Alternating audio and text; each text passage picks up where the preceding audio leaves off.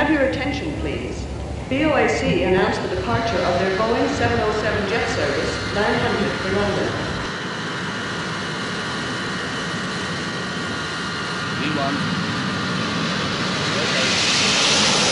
It had a special sound and had a special smell and had a special sort of movement, and it was just an aircraft that you just loved. It was a far more sturdy aircraft. It just felt safe. Much, much quieter than Comets and Britannias. The nice thing I used to think about 707 were the routes that we flew on. Ladies and gentlemen, we should be landing in Sydney in 5 minutes.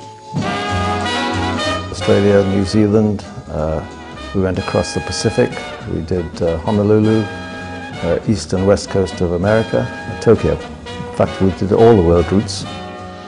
If we did a round the world trip, that trip would last 3 weeks with stopovers. You always got a day off, practically everywhere you got off the aircraft. We really had a great time during these 3 weeks. Very, very good quality hotels. You were invited to embassy dues, here in London, film premieres, and always made sure you had your little black dress in your suitcase and a pair of heels. I personally carried several well-known celebrities. Rod Steiger, Nina Simone, Trevor Howard, Telly Savalas, Kojak.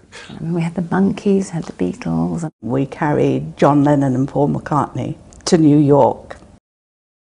Ladies and gentlemen, you may now unfasten your seatbelts and smoke if you wish. We shall be serving you with cocktails and lunch and afternoon tea. We usually had 6 cabin crew. There was a chief steward, steward 1, steward 2, an A lady, a B lady and a C lady.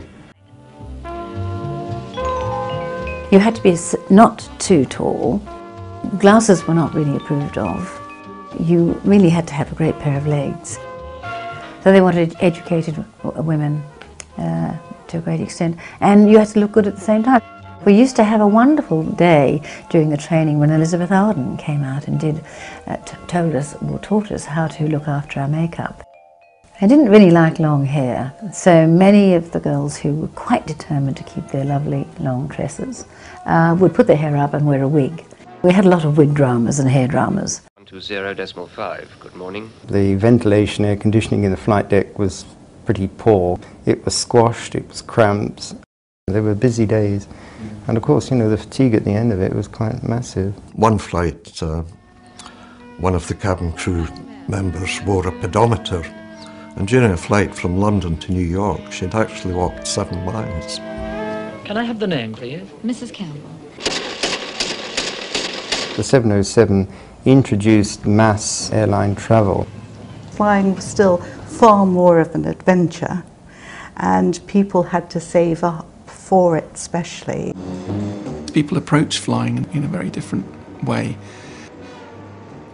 You know, people still got dressed up, and you saw people arriving on flights as if they were going out for dinner. And in both classes the food was good, and of course the first class it was absolutely wonderful. We used to carve a roast.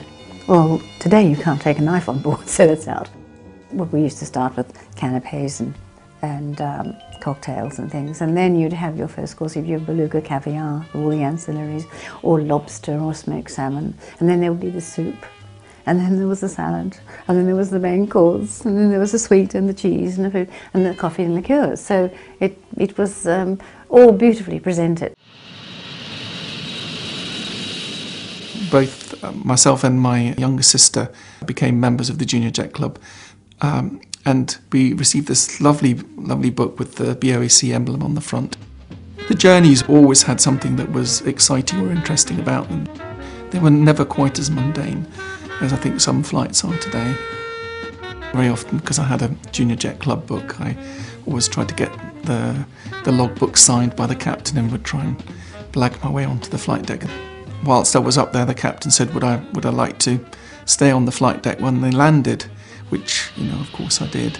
And it was just fantastic in the jump seat behind the captain. I was really delighted that they kind of gave me the opportunity to do that. Again, something I don't think that would happen again now. It was was a lovely airplane to fly on, and in its day very spacious.